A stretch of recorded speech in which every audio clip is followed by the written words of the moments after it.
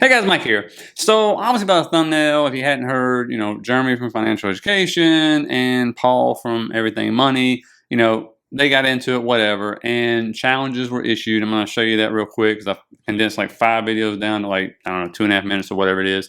But you know me, I don't like drama. I don't talk to other YouTubers or anything like that. But there's a reason why I'm doing this video, and it's not for views. I won't even get that many views. But it's because I really hope this happens for one main reason, okay? And if you don't know what I'm talking about real quick, it's, this whole thing that started when Voyager Digital went bankrupt. Jeremy had obviously bought a lot of it, told his viewers to buy them, I'm sure, or suggested it, whatever. And he got a course, I guess, I've heard about, where you can get buy and sell signals. I assume that was one of them. So, of course, Paul from Everything Money, who is a value investor, comes out with this right here. Jeremy from Financial Education is a fraudster. He's a scammer. He's an idiot. He's a moron. And so as you can see, when I say staying out of the drama, that's what I'm talking about. So obviously, very strong word for Jeremy. Of course, he comes back. So I have a big challenge, to all these YouTubers that, let's say get 10,000 plus views a video, right? And want to, say I'm such an idiot, I'm clueless, I don't know anything, I'm the worst investor, blah, blah, blah, and are just ganging up on me right now. I issue you a challenge, okay? And I know every single one of those people is watching this video right now. So don't turn it off now, okay? I'm issuing you a challenge. And this is fine with being open. And I know you guys don't like to be open. You like to hide. I like to be open. Here's what we're going to do. We're going to do a 1, 3, and 5 year challenge, okay? We can set up an Excel spreadsheet. We'll link it in the description of all our videos. And we each get to pick 10 stocks or ETFs, whatever. It doesn't matter to me. And we'll see who does better over the next 1 year, 3 years, 5 years. How about that? And take me up on that challenge and we'll see. And if you're all that you say you are, right? And I'm such a clueless idiot that I don't know what I'm doing, then you should easily beat me, right? Let's do it. We could start it this month. We could start it in August 1st. We can pick our 10 stocks. You can pick 10 ETFs, whatever, 10 index funds. I don't care what you pick.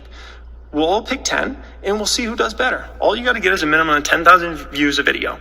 And we'll do this challenge. And like I said, we'll link it in every single one of our videos in the description area. And everybody will be able to track. All the audience will be able to track it over the coming years. I almost guarantee you none of these individuals, despite just hearing that, will take me up on that. And of course, what happens? Challenge accepted. But I'm going to go a step further, guys. No real investor. If anybody was a real investor, nobody would ever agree to a 1 year challenge. But I'm going to do something better. I'm going to do a 10-year challenge. $1 million. $1 million, Jeremy. The winner gets $1 million to the charity of their choice. You decide if you're in or not. But here's what we're going to do. Whoever's winning after 1 year gets 50 G's. 3 years, 100 G's. 5 years, 200 G's. This honors everything you do. 10 years, $650,000. Here are the rules. We put it in some sort of big brokerage, E-Trade, Charles Schwab, Fidelity. They get on board, and I'm sure they will, that at the end of every year, they announce the returns. That's it. You have to pay the taxes out of your own pocket. No money coming out of the account, no money going into the account. But you can invest in anything you want. This is my challenge, $1 million. But this is about investing.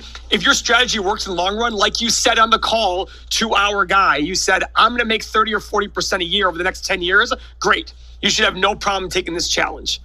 Bring it on, baby. I've brought this up to so many people. Nobody's taking me up on it. $1 million. Put your money where your mouth is. I'm ready to $1 million. If you're serious about you beating me, let's go.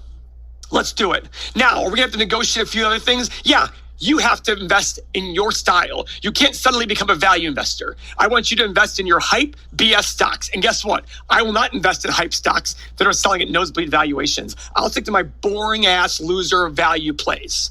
Gladly. Or you can force me to take the S&P 500, or you can take the S&P 500. And shockingly, Jeremy comes back. I do not really want to do a 10-year challenge. However, I will accept. I don't want to do a 10-year challenge, and the reason I don't is I always focus on the next 3-5 years, and 10 years is so long, like so much can happen with the company. So very simply, here's how it's going to be done, in my opinion. That's how I want it done. I want it done on an Excel spreadsheet. Simple. And Mr. Ohio State, I know you know how to do an Excel spreadsheet. They teach that there, right? So just put it all in an Excel spreadsheet. We're going to pick our 10 stocks, okay? So here's going to be your stocks. The gains and losses. Also, if you want to have a category for dividends, that can be fine because I know some of your stocks are going to pay dividends. Maybe one of mine pays a dividend as well, okay? So we can factor that all into the total return. And then everybody can access that. They don't need any password or anything like that. So it's going to be linked in every single person's video on my channel and your channel, okay? In terms of dollar amounts, I want to do $300,000 over the 10 years. $300,000 represents the amount of money I lost in Voyager stock. And of course, last but not least, Just remember, this is an easy deal for Jeremy. It's so easy for him. This is a lock for him. I'm an idiot. He's brilliant. I don't understand why he's not willing to deposit $1 million. He wants to make it 10 million. I'll make it 10 million. This is what's bothering me. He's sitting here talking about how awesome he is. He's not putting his money where his mouth is. This is an easy deal for him. If he just puts the $1 million in and we do the deal, he can invest in anything he wants, however he wants. Just don't add money and don't take money out. And we'll just see 1, 3, 5, and 10 years where we stand. It's so freaking simple. In fact, I'll do his $30,000 a year if he puts the $1 million in, and but the final year, I want it to be the total to add up to $1 million. This is such an easy deal for him. He's so good. Put your money where your mouth is. If you're not, then shut the up. and so I really think my timing was a little off, but I crammed like 60 minutes at least, if not more. It's probably like, 80 minutes worth of videos right there into 5. So I think you get the gist, right? Don't like each other is what it is. Challenges have been issued. Obviously, I'll admit I was surprised when Jeremy didn't take up the $1 million challenge, right? I mean, he's made a crap ton of money. He showed us his ad revenue. I watched him for years. So that surprised me. It's all for charity, by the way. They don't actually win it for each other. The $1 million would go to whatever charity of choice. It has to be a real charity, not a personal charity, which I agree with. But he said no. And so now Paul's coming back with that. So I hope they work out a challenge. And here's why. Just cut to the chase. Because it will be the first time I can remember where you would get to see two guys from two totally different backgrounds, right? Two guys who have built up big portfolios over the years. One is a true value investor. One is a guy who invests in, high growth stocks, right? A lot more risk, but a lot more upside to it, really. And also two guys from totally different backgrounds, right? From those who don't know, from my understanding, Paul is, to his own admission, and I apologize, it's starting to rain, is a trust fund baby, right? His parents were very successful and passed on a lot of money to him, and he turned that money into money, right? And a lot of it in real estate and stuff. And then, of course, Jeremy used to work at a gas station. I don't know if he's the manager or just the attendant. I have no idea. But, so two totally different backgrounds, right? And to me, what the reason I want it to happen is because it would be on YouTube pretty much forever, however they want to do it. But it would give young investors like the best education ever to watch two guys who have built up big portfolios go head to head into totally different manners, all right? And I don't know if you remember when you were a younger person, or if you're a young person watching now, trying to figure out what kind of investor you want to be, right? Unless you got parents to teach you, which most people do not, then this is a way you can look at that and you can get something out of this. You can see, okay, which one is best over the long run. And I was surprised Jeremy pushed back on the 10-year because he always talked about, I watched him for years. Man, I was subscribed a while back, but I watched him for years when he was actually an educational channel, right? And learned a lot. And, I don't think he sold any of his stocks. I mean, he's always talked about long term, not 3 to 5, like way more than that, right? And so I was surprised about that. But here's the catcher. Paul is trying to, I think he knows this. What he's trying to do is he understands to go to 10 because we all know a market can roar from 3 to 5. And my prediction is, especially if they start this on the 1st of next year, and let's say we're not in a mass recession, the market starts to recover, the stocks that Paul's investing in, maybe he wins, but the truth is Jeremy's got a huge advantage in the first 3 to 5 years if the market actually recovers like it's supposed to, right? But Paul knows, maybe he don't, but I'm sure he does, and Jeremy knows this too. In a 10-year span, most likely, if you look at any NASDAQ chart, you're going to see a massive crash, massive. And the types of stocks that Jeremy invests in, high growth stocks, always get hit the worst. We're seeing it right now, right? I mean, some of them are down 90%. Some of them went bankrupt, and so Paul knows that.